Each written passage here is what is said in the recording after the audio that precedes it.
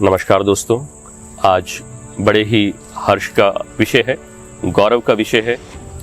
हमारे बीच में आम आदमी पार्टी के चर्चित चेहरे श्री सोमनाथ भारती जी मौजूद हैं।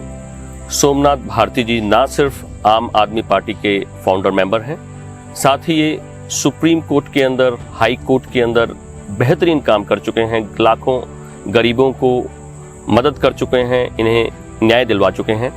साथ ही सोमनाथ भारती जी सोशल एक्टिविस्ट हैं और साथ ही हजारों ऐसी संस्थाओं से जुड़े हुए हैं जिससे कि इन्होंने बेहतरीन काम किए हैं और पूरी दुनिया में मशहूर हैं। क्योंकि अब पूरी दुनिया में मशहूर हो चुके हैं, क्योंकि इन्होंने बेहतरीन इतने काम किए हैं कि दर्शक लोग इनके बारे में और अधिक जानना चाहते हैं। तो आज हमारे लिए, जैसा मैंने आपको पहले ही कहा, कि गर्व का विषय है कि हमारा ये सौभाग्य है कि हम आपको इनसे मिलवा पा रहे हैं अपने इस कार्यक्रम के जरिए। शुरुआत से ही शुरू करते हैं। सोमनाथ भारती जी, आप IITian रहे, आपने सुप्रीम कोर्ट, हाई कोर्ट में इतना काम किया, तो वहाँ भी बहुत पैसे कमा रहे थे आप, कुछ ऐसी पोजीशंस आपके पास रही, तो सब कुछ छोड़ करके क्या उद्देश्य था फिर कि आप सब कुछ छोड़ छाड़ के राजनीति में आए? जब आपका अच्छा खासा मामला चल रहा था तो राजनीति में आने की क्या जरूरत थी? क्या उद्देश्य है इसके पीछे? ये बहुत अच्छा सवाल किया आपने, क्योंकि अक्सर मुझे सुनने को आया है कि जी अच्छे लोग, अच्छे आज व्यक्ति हो आप क्यों राजनीति में आए? मुझे यह बता करके आश्चर्य भी होता है और कह सकते हैं कि एक गहरा दुख का भी भाव आता है कि लोगों को आशा ही नहीं है कि अच्छे व्यक्ति पॉलिटिक्स में आए। लेकिन अगर आप देखें, और उसका कारण रहा है क्योंकि अभी तक पॉलिटिक्स के अंदर मशल और मनी पावर का खूब उपयोग होता रहा है।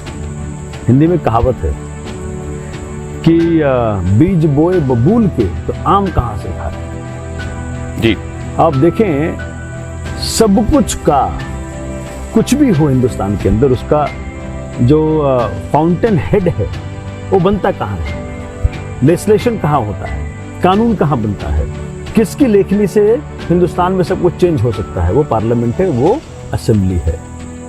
तो जो व्यक्ति वहां होता है, मेरी नजर में, अरविंद जी की नजर में, मेरे नेता की नजर में, मेरे पार्टी के साथियों की नजर में, वो व्यक्ति तो सबसे ज्यादा पढ़ा लिखा होना चाहिए, सबसे ज्यादा इंटेलिजेंट होना चाहिए, सबसे ज्यादा मेरिटोरियस होना चाहिए, सबसे ज्यादा ईमानदार होना चाहिए। सारे के सारे गुण उस व्यक्ति में होना चाहिए जिसको आप पार्लियामेंट भेज रहे हो, बिल्कुल, जिसको आप असेंबली में भेज रहे हो। अब सवाल उठता है कि भाई आपने बात कही कि पोजीशंस पे तो बहुत पैसे मिलते हैं आपको। जी, तो पैसा अपना उद्देश्य रहा नहीं। मेरे कई साथी ऐसे हैं जो कि चार्टर्ड फ्लाइट से अमेरिका से आते हैं, लेकिन मेरी जो मानस है, जो मेरा हृदय है, वो हिंदुस्तान की धरती में सारी जनता को भगवान स्वरूप मानते हुए उनकी सेवा करनी है। और मैं चाहता हूं कि जो गुड गवर्नेंस की बातें फॉरेन में होती हैं, जो मॉडल फॉरेन का होता है, जहां शिक्षा का मॉडल हो, स्वास्थ्य का मॉडल हो, अपने देश में क्यों नहीं हो सकता? यही इसी देश के साथी जो मेरे क्लासमेट्स थे IIT में, वो जाकर के नासा में साइंटिस्ट बने, वो जाकर के फॉरेन की कंपनियों में मैनेजिंग डायरेक्टर हैं, जी, चेयरमैन हैं। तो भाई वो टैलेंट जो यहाँ का था वो वहाँ का क्यों? पढ़ा लिखा यहाँ, उपयोग कहीं और हो रहा है। बिल्कुल, बिल्कुल। तो हम क्यों ना इस देश को ऐसा बनाएं कि लोग यही ठहर जाएं। ब्रेन ड्रेन जो बहुत बड़ा, हम जब IIT में थे तो बहुत इसकी चर्चा होती थी, पार्लियामेंट चर्चा हुई, बट काफी कम चर्चा हुई। तो ये मेरा मंतव्य है, अरविंद जी का मंतव्य है कि भाई क्यों ना इस देश के अंदर भी वही ईमानदार व्यक्ति, वही मेरिटोरियस व्यक्ति, जिसके दिल में ये कॉम्बिनेशन बहुत इंटरेस्टिंग है जी, पढ़ा लिखा होना, मेरिटोरियस होना और साथ में जनता के लिए सेवा भाव के साथ सेवा करने का एक उद्देश्य लेके चलना। अब आपने सेवा भाव की बात की जनता से, तो आपको तो रोज मौका मिलता होगा कि आप जनता की सेवा करें, तो कैसा अनुभव करते हैं आप जब आप लाखों लोग आपके पास आते हैं और बहुत से लोगों के आप काम करवाते हैं? कैसा अनुभव अंदर से महसूस होता है? क्या जिस उद्देश्य के लिए आए थे उसको जैसा आप मैंने पूर्ण कहा, कर पाते हैं? तो पॉलिटिक्स में आने के पहले मैं एक आध्यात्मिक गुरु से मिला अच्छा। और उन्होंने कहा, चूंकि मेरे फादर आध्यात्मिक घुमक्कड़ थे, अरे वाह। तो मेरे अच्छा। फादर जो है वो आप देश में किसी संत का नाम लें, चाहे वो ओशो हो, चाहे जी। महर्षि महेश योगी हो, जी चाहे देवराह बाबा हो, जी जी चाहे अनुकूल ठाकुर हो जो नेताजी सुभाष चंद्र बोस के गुरु थे, चाहे महर्षि में परमहंस जी महाराज भागलपुर वाले हों, जी, चाहे राणा समय सत्संग व्यास हो, हर तरफ गए और वो 65 से चले गए। अच्छा। खूब घूमे, 20-20 घंटे ध्यान करना उनका एक अच्छा जिंदगी थी उनका। वो हमारे से बिछड़ गए 2016 में। अच्छा, परमात्मा को लेकिन- प्राप्त करने के लिए हाँ, जगह जगह गए। लेकिन वो उनकी जो देन थी, जो मेरे अंदर अच्छाइयाँ हैं, वो सब पिता की, बस माता की भी पिता अरे की। वाह, क्या बात, क्या बात। तो ये मन में बहुत गहरा भाव था कि इंसान परमात्मा का रूप है। तो हम कहते हैं मानव सेवा माधव सेवा। अगर आप मानव की सेवा करते हैं तो परमात्मा की सेवा, माधव की सेवा है। तो हम ये लगातार आशा करते होंगे अपने दर्शकों से कि जब वो आपके पास आते होंगे तो उनको भी परमात्मा का स्पर्श जरूर होता होगा, क्योंकि आप आध्यात्मिक व्यक्ति हैं। तो जब अंदर से मैं आध्यात्मिक गुरु से मिला तो उन्होंने कहा, एक लाइन खींच दी और जो मेरे दिमाग में लकीर खिंच गई। उन्होंने कहा, बेटा निष्काम सेवा करी, निष्काम सेवा, बगैर फल की चाह की ये सेवा, क्या निष्काम बात, सेवा। क्या बात। पूरा भगवत गीता इसी पर आधारित है, निष्काम सेवा।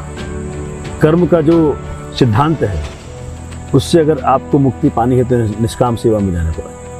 नहीं तो हर कर्म का फल बनता है, अच्छा कर्म करोगे तो स्वर्ग मिलेगा, लेकिन भुगतना तो पड़ेगा। अरे वाह, आजकल के समय में आप ऐसे नेता हमारी जनता को मिले हुए हैं, क्योंकि नेता का तो मतलब ही ऐसा समझा जाता है कि नेता मतलब कौन, जिसकी नीयत खराब। नियत पर खराब। आप कह रहे हैं कि नेता मतलब वो जो निष्काम भाव से तो सबको। निष्काम भाव से, चूंकि मैं आध्यात्मिक वातावरण में पला बड़ा, आध्यात्मिक व्यक्ति हूँ नहीं, वो तो आप बताएंगे।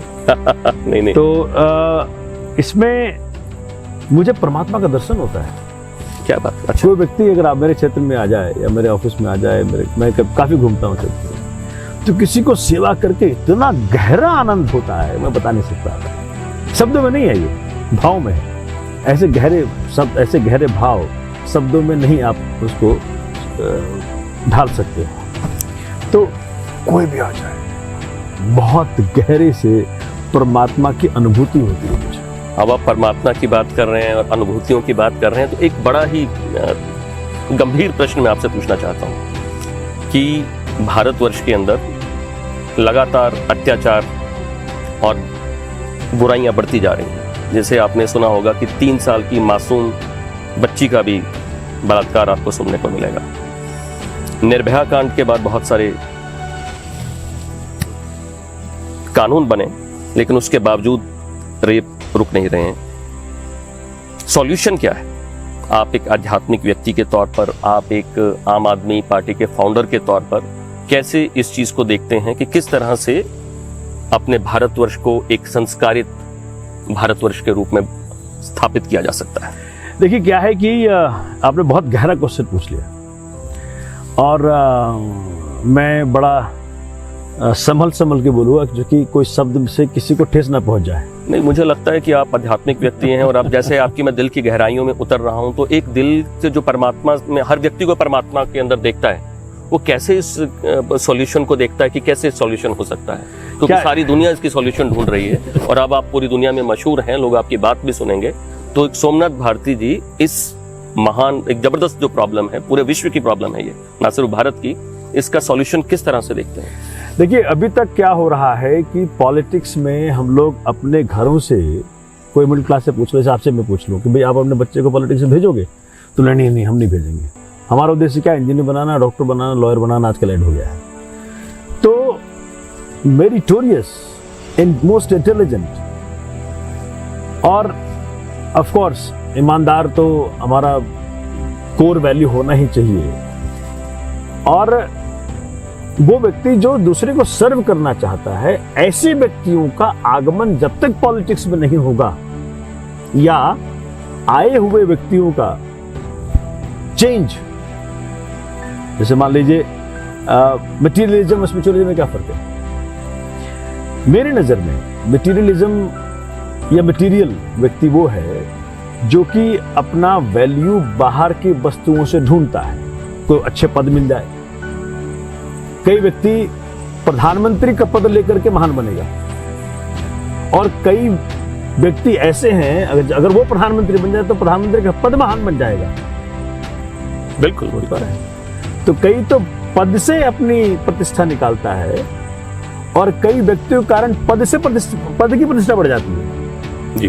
तो जब तक ऐसे व्यक्तियों का आगमन नहीं होगा पॉलिटिक्स में जिनसे पद की प्रतिष्ठा बढ़े, जिनके होने से उस पद की गरिमा बढ़ जाती है, जैसे शास्त्री जी थे, जैसे राधा कृष्णन थे, डॉक्टर राधा कृष्णन थे, जैसे डॉक्टर अम्बेडकर थे, ऐसे कई सारे साथी जो आप देखेंगे। सोमनाथ जी, मेरा प्रश्न ये था, मैं उस पर आ रहा हूं, उस पर।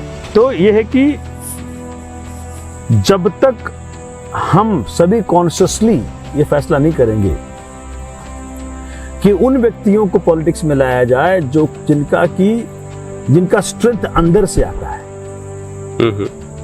उनको पैसे नहीं चाहिए शक्तिमान होने के लिए, अच्छे लीडर्स, है ना, जो दिल से मजबूत हो, हाँ, जो सेवा भाव से, जो सेवा भाव से हो, जिनका कि सारा का सारा फोकस सेवा पे हो जी। मतलब देखें कि जैसे वो बुल्ले शाह जब गए अपने गुरु शाह इनायत के पास पहली बार, मुझे रब पाना है, तो शाह इनायत ने इतनी अच्छी और एक लाइन में सटीक जवाब दे दी जो कि बड़े बड़े फिलोसोफर दंग रह गए।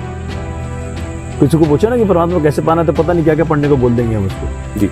शाह इनायत ने कहा बुल्ले शाह जी को कि बोले यार रब दा की पौना इत्थों पुटना इत्थे लोना, चूंकि वो क्यारी लगा रहे थे, गांव के जो लोग साथी वो समझ पाएंगे जी जी कि क्यारी का मतलब क्या होता है। खेत में ना वो क्यारी यहाँ से उठा के यहाँ लगाते, इत्थों पुटना इत्थे लोना।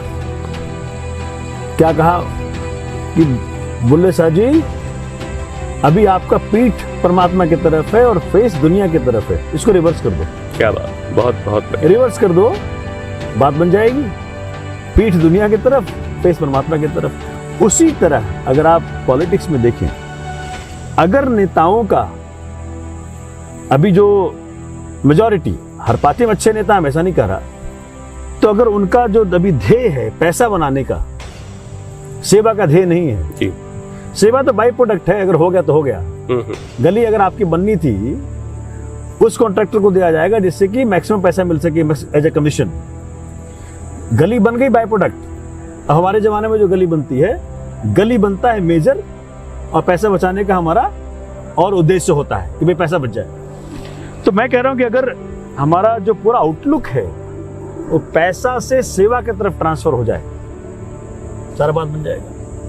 और मैं आपके माध्यम से श्रोताओं को और दर्शकों को और नेताओं को बताना चाहता हूं जो हमारे पॉलिटिशियन साथी हैं कि देखिए, पूरे पिछले जब से जनता ने हमें विधायक बनाया है, हमने खूब सेवा, परमात्मा ने कराया है, मतलब हमारी क्या औकात है करने की, परमात्मा ने चुना, माध्यम बना, मैं माध्यम बना। मेरी इतनी कह सकते कि भाई मैं श्रद्धापूर्वक, विनम्रतापूर्वक माध्यम बन गया जी। उसकी भी एलिजिबिलिटी वही देता है, मतलब हम कुछ भी नहीं है। लेकिन मैं इस बात का साक्षी हूं कि कई ऐसे लोग जिन्होंने करप्शन से खूब पैसा बनाया जी जी, खूब पैसा बनाया, भरपूर, मतलब कई मकान, कई दुकान, कई गाड़ियां, क्या क्या नहीं जी। लेकिन चुनाव में, सोमनाथ भारती के चुनाव में जनता ने मुझे चुन लिया, तो उनको कम से कम अब समझ में आने चाहिए भी पैसे का मोल कहां तक है। ये आपने बिल्कुल सही कहा। जनता ने दिखा दिया कि भाई आपका पैसा आपके काम नहीं आया जी जी जी। सोमनाथ भारती ने के जरिए जो परमात्मा ने काम करा, जनता को मैंने परमात्मा मान करके जो काम किया, लोगों से ये मोहब्बत मिली, ये इश्क मिला, ये दिल से दिल जुड़ा। बिल्कुल, तभी हमने कहा कि अब दुनिया में मशहूर हो जनता निकल के आई। बिल्कुल बिल्कुल। तो मैं कहना चाहता हूं कि अगर देश का नेता सेवा भाव से भर जाए, एक तो जनता आपको खूब प्यार करेगी जी। कभी आपको ना दारू बांटने की जरूरत है वोट के लिए, बिल्कुल, अगर आपने काम किए हुए हैं तो वो जनता काम भी है और समर्पण भी है। मेरे पास फिट फॉर्मूला है परमानेंट जनता का नुमाइंदा बने रहने की। जनता को समर्पित हो जाओ, ये भी बड़ी अच्छी है। लेकिन हमारा प्रश्न सोमनाथ जी ये था कि घर घर में संस्कार कहाँ से आएंगे, कि इस प्रकार के युवक कैसे आएंगे कि वो 3 साल की मासूम बच्चियों से उस प्रश्न की तरफ हम दोबारा आते हैं, उसका उत्तर नहीं है। आपने जो सवाल किया है, चूंकि ये अंदर से दिल कप जाता है, रूह कप जाती है अगर जब सवाल पूछ इसे सुनते हो नहीं मतलब सवाल का सामना करना जरूरी है, क्योंकि हो रहा ठीक कह रहे हैं और जिम्मेदारी, क्योंकि आप बिल्कुल ठीक कह रहे हैं, जो अभी मौजूदा सरकार है उसके नुमाइंदे। मैं बिल्कुल ठीक कह रहे हैं। अरविंद जी ने जो शिक्षा में जो क्रांति शुरुआत दिल्ली में की जी, क्योंकि एक व्यक्ति का जो कॉन्शियसनेस है और जो सब कॉन्शियस माइंड है वो कैसे अच्छाई की तरफ बढ़े, कैसे अपने अंतर को पहचाने। जैसे माने में आता मन तू ज्योत स्वरूप है, अपना मूल पहचान। आपका मन हर दुख का जड़ और हर प्रॉब्लम का जड़ मन है। बिल्कुल। मन दूषित हो, मन ग्रहित हो तो उसका परिणाम ठीक नहीं होगा। बिल्कुल। और आपका सब कॉन्शियस मन से क्रिएट होता है। तो वही हमारा, अगर आप मन को जो खाना दे रहे हैं, मैं आपको एक लाइन बोल दूं फिर आप अपना दूसरा सवाल पूछेगा। आप मन को दे क्या रहे हैं? आज देखो समाज में मन को कंटिन्यूअस आप क्या क्या प्लेट पर दे रहे हैं। 24 घंटा टीवी में क्या चल रहा है आजकल? देखिए ड्रग माफिया, ये हीरो हीरोइन आप क्या दे रहे हो? आप कभी भी अखबारों में या टीवी में पॉजिटिव न्यूज कम ही सुनते हैं। बिल्कुल। यहाँ बलात्कार, वहां चोरी, वहां डकैती, तो सब कॉन्शियस माइंड पे आपका कोई एक्सपेरिमेंट नहीं हो रहा। तो आप लोगों को ये सलाह देंगे कि टीवी कम देखें? मैं तो कह रहा हूँ टीवी देखो ही नहीं। अच्छा, टीवी देखना बंद कर दो। तो टीवी पे आप भी आते हैं। अब हम खबरें भी वहीं से हमारी खबरें नेगेटिव वाली, नेगेटिव बना के डालने, पॉजिटिव भी आती हैं। अब पता नहीं कितनी पॉजिटिव है कितनी नहीं है, कामों को। बट मैं कहता हूँ खासकर टीवी के साथियों को कहना चाहता हूँ जी कि टीवी के साथियों, मीडिया के जो साथी हैं, बहुत बड़ा काम दे रखा परमात्मा ने आपको। आप अगर चाहो तो इस धरती को स्वर्ग बना सकते हो।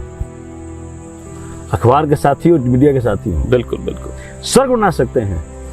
और जो भी धन की लालच में गड़बड़ करना चाहते हैं वो धन ही रह जाएगा भैया। बड़े बड़ों के रह गए, तुम्हारे रह जाएंगे। तो मैं कहना चाहता हूं अगर मीडिया रिस्पॉन्सिबल हो जाए, बिल्कुल बिल्कुल, ये धरती 1 साल के अंदर स्वर्ग बन सकती है। अगर मीडिया और अखबार फैसला कर ले कि हम सिर्फ पॉजिटिव न्यूज देंगे और सब कॉन्शियस माइंड पे जो एक्सपेरिमेंट्स करना चाहते हैं उनको हेल्प करेंगे। मैं तो अरविंद जी को बार बार कहता हूं, जो आज आप अच्छाई डाल रहे हो समाज के अंदर स्कूलों के माध्यम से, आज नहीं उसका फल समझ में आएगा 20 साल बाद। वो बच्चे जो आज पहली बार एडमिट हो रहे होंगे पहले क्लास में, जी, जब वो एडल्ट बन के निकलेंगे, वो किस तरह के एडल्ट निकलेंगे। आपने बिल्कुल सही बात कही और आपने जड़ तक उस बात को समझा और दर्शकों को समझाया कि एक तो पढ़ा लिखा होना जरूरी है, उसके लिए आपकी सरकार काम कर रही है, क्योंकि जितने इस तरह के काम होते हैं ज्यादातर लोग वो पढ़े लिखे नहीं होते।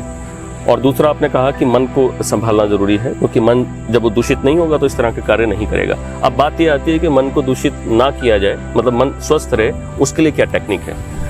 देखिए टेक्निक तो क्या है कि मन पे बहुत गहराई से एक्सपेरिमेंट करने का, प्रयोग करने का। मन बच्चे की तरह है, जिधर डालोगे उधर ही जाएगा। जैसे अगर बच्चा नवजात, जब बच्चा मान लो 2-3 साल का है, अगर मैं जैसे मैं पिता हूँ और मैं ध्यान पे बैठता हूँ रोज, तो मेरा बच्चा भी, जो मेरा बेटा है, जो मेरी बेटी है, वो ध्यान पे बैठने लगे। तो ज्यादातर आप रिस्पॉन्सिव डाल रहे हैं। तो जो पेरेंट्स हैं, पेरेंट्स पे ऊपर है। पेरेंटिंग बहुत बड़ा कार्य है, छोटा कार्य नहीं है। बिल्कुल। अब मुद्दे की बात आई कि पेरेंटिंग शुरू से बच्चों की अगर 5-7 साल में शुरू हो जाए, अच्छी हो, तो सवाल ही नहीं पैदा होता कि आपका बच्चा बड़ा होकर कोई ऐसी हरकत करे। बिल्कुल। तो पेरेंटिंग पर बहुत हमें अपने आचरण, व्यवहार पर, वाणी पर 24 घंटा हर वक्त ख्याल रखना पड़ेगा। पेरेंट्स जो हैं, उनकी करनी, उनकी कथनी, उनका हर चीज बच्चा देख रहा है। ख्याल रखिएगा इस बात का। जो वो हरकत करते हैं वही उनके गुरु हैं, प्रथम गुरु वही हैं, माता। प्रथम और बहुत इफेक्टिव गुरु, मोस्ट इफेक्टिव गुरु वही है, क्योंकि बच्चे के लिए माता पिता जो है परमात्मा का रूप है। डैड गलत नहीं कर सकते, मॉम गलत नहीं कर सकती, तो जड़ मूल वही है। अगर माता पिता को पहले पेरेंटिंग ठीक की जाए, अगर माता पिता की ट्रेनिंग पहले ठीक की जाए, तब जाकर के बात बनेगी कि समाज में अच्छे मूल्यों का आना शुरू हो पाएगा। तो मैं आपके माध्यम से इस बात को गुजारिश करना चाहता हूं कि परमात्मा ने जिन जिन साथियों को पेरेंट्स बनाया है, माता पिता बनाया है, वो सभी साथी इस बात को गांठ बांध रहे हैं। पेरेंटिंग परमात्मा का दिया हुआ आपको दायित्व है कि जो बच्चा आपके जरिए आया है उसको आप कैसा सिटीजन, कैसा शख्स बनाते हो, कैसे कैसे वैल्यू उसमें आप डालते हो, वो वैल्यू डालना आपका दायित्व है। इसलिए आप उन कार्यों को, उन व्यवहारों को बिल्कुल ही अपनी जिंदगी से निकाल दें जो कि नेगेटिव है। आपके नेगेटिविटी बच्चे पे पड़ेगी और बच्चा पे जो पड़ जाएगा, मोस्ट इंप्रेशनेबल एज क्या है? साइकोलॉजी कहती है up to the age of 7 years। 7 साल तक जो जो वो देखा, जो जो वो सुना, उसको वो अंदर तक सबकॉन्शियस माइंड में बैठ जाएगा और फिर उसको वो वही बार बार निकलेगा। फिर बाद में कैसा पति बनता है वो, कैसी पत्नी बनती है वो, कैसी माँ बनती है, कैसा पिता बनता है, सब वहाँ से फैसला होगा। इसलिए पेरेंटिंग परमात्मा का दिया गया बहुत बड़ा दायित्व है। तो हम सब का दायित्व है मिलकर के कि धरती को सुंदर बनाने के लिए, धरती को क्राइम फ्री बनाने के लिए, धरती को एक स्वर्ग की तरह बनाने के लिए, संभव है, बिल्कुल संभव है, बनाने के लिए हम सबको मिलकर के पेरेंटिंग पर, अच्छे पेरेंटिंग पर खूब जोर देना होगा। तो दर्शकों, ये थे आपके प्यारे विधायक, आम आदमी पार्टी के फाउंडर मेंबर सोमनाथ भारती जी। उम्मीद है मैंने भी जिस तरह से इनसे बहुत कुछ सीखा, आपने भी आज के कार्यक्रम से इनसे बहुत कुछ सीखा होगा और ये श्रृंखला जारी है। एक बार फिर एक नई कड़ी के साथ, नई श्रृंखला के साथ फिर सोमनाथ भारती साहब से आपको मिलवाएंगे। तब तक के लिए इजाजत दीजिए। नमस्कार। नमस्कार।